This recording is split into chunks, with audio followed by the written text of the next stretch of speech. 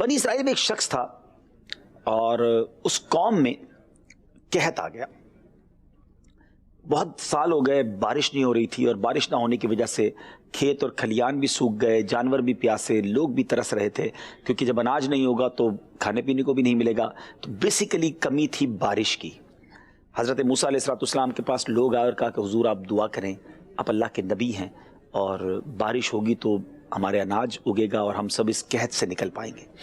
حضرت موسیٰ علیہ السلام نے ساری قوم کو ایک میدان میں جمع کیا اور اپروکسیمیٹلی کم و بیش 70,000 افراد اس میدان میں جمع ہو گئے. حضرت موسیٰ علیہ السلام نے دعا کرنا شروع کی. اتنا بڑا مجمع ہو، اللہ کے نبی بھی ساتھ ہوں، مگر بادل نہ آئے، بارش نہیں برس رہی تھی. حضرت موسیٰ علیہ السلام نے اللہ کی بارگاہ میں عرض کی کہ مولا بارش کیوں نہیں برس رہی؟ ہم تیرے بندے تجھے پکار رہے ہیں. میں اس واقعے کا مفہوم یا سمجھے مضمون بیان کر رہا ہوں. تو اللہ تبارک و تعالیٰ کی طرف سے ارشاد ہوا کہ اے موسیٰ، تمہارے اس مجمع میں ایک بندہ ایسا ہے جو 40 سال سے میری نافرمانی کر رہا ہے، اور اے موسیٰ جب تک وہ تمہارے درمیان ہے بارش نے نہیں برسنا. اب حضرت موسیٰ علیہ السلام عرض کرتے ہیں کہ مولا 70,000 کا مجمع ہے، میں اس میں سے اس بندے کو کیسے تلاش کروں؟ ارشاد ہوا موسیٰ تمہارا کام آواز لگانا ہے، پہنچانا ہمارا کام ہے.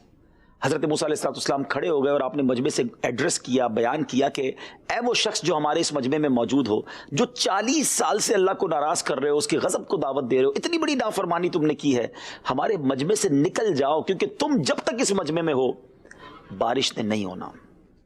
اب ذرا غور کیجیے ناظرین کہ پورا شہر جمع ہو اور ایک بندے کو یہ کہا جائے کہ تم اس سے نکل جاؤ. اب اس بندے نے بڑے کمال کا کام کیا. اس بندے نے وہ پہلے تو سمجھ تو گیا کہ میں ہی ہوں، کیونکہ اس کو ریئلائز ہو گیا کہ میں واقعی 40 سال سے اللہ کی نافرمانی کر رہا ہوں. پہلے تو اس نے ویٹ کیا، دائیں دیکھا بائیں دیکھا کہ شاید کوئی اور کھڑا ہو جائے. جب کوئی کھڑا نہیں ہوا تو وہ سمجھ گیا کہ میرے لیے ہی یہ خطاب ہے. اب اس بندے نے کمال کا کام کیا ناظرین، جو میرا آج کا میسج دینا مقصود ہے، جو آج یہ ٹاپک ہے گفتگو کا. اس بندے نے کیا کیا؟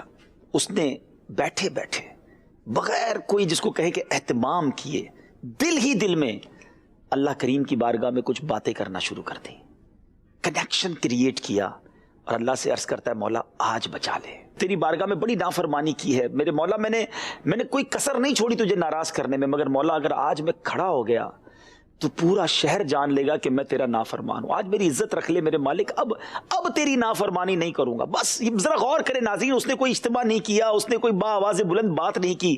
اللہ دلوں کی سنتا ہے، وہ دل ہی دل میں رب کو پکار رہا ہے. ناظرین آپ جانتے پھر کیا ہوا؟ تھوڑی دیر ہوتی ہے اور بادل آتے ہیں اور موسلا دھار بارش برسنا شروع ہو جاتی ہے. ناظرین کیسے بارش برسی؟ حضرت موسیٰ علیہ السلام نے اللہ کی بارگاہ میں سوال کیا کہ میرے مولا بندہ تو کوئی نہیں نکلا، بارش کیسے ہو رہی ہے؟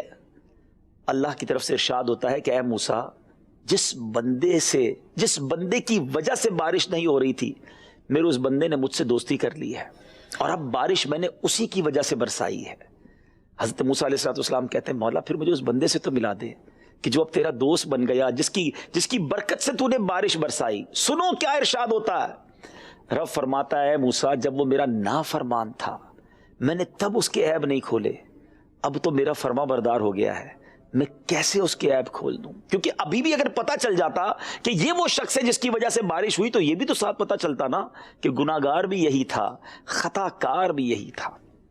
ناظرین کیا سیکھنے کو ملا؟ یہ ہے میرے رب کی رحمت، عیبوں کو چھپانے والی ذات ہے.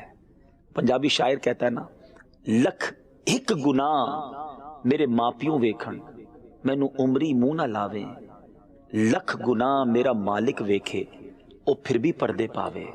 اللہ کریم ہمارے عیبوں کو چھپاتا ہے. ذرا غور کرے نا ناظرین، ذرا غور کرے کتنے گناہ میں نے کیے اور کتنے گناہ آپ نے کیے، چھپ چھپ کر کیے، دنیا میں کوئی نہیں جانتا مگر اللہ تو جانتا ہے نا. وہ اگر عیب وہ سارے کھول دے، ہم کسی کو منہ دکھانے جیسے نہ رہے. لوگ عزتیں کر رہے ہیں، لوگ ریسپیکٹ دے رہے ہیں، نیک سمجھتے ہیں ہمیں، مگر ہم نے کتنی خطائیں کر رکھی ہیں. بلکہ ہم جیسا خطاکار کون ہوگا جس کو اپنی خطائیں بھی یاد نہیں ہیں، بھول گئے خطائیں کر کے، مگر کہیں تو لکھی ہوئی ہے نا. مگر وہ رب پھر بھی چھپا رہا ہے، پھر بھی عزتیں دے رہا ہے. بیسیکلی جو توبہ ہے نا ناظرین، یہ اسی کو کہتے ہیں الندم التوبہ، شرمندگی توبہ ہے. ایک بڑا پیارا شعر ہے، ندامت حشر میں اے آسیوں تم ساتھ لے جانا، ندامت حشر میں اے آسیوں تم ساتھ لے جانا، سنا ہے شرم والوں کو وہ شرمایا نہیں کرتے۔ اللہ کرے کہ شرم نصیب ہو جائے۔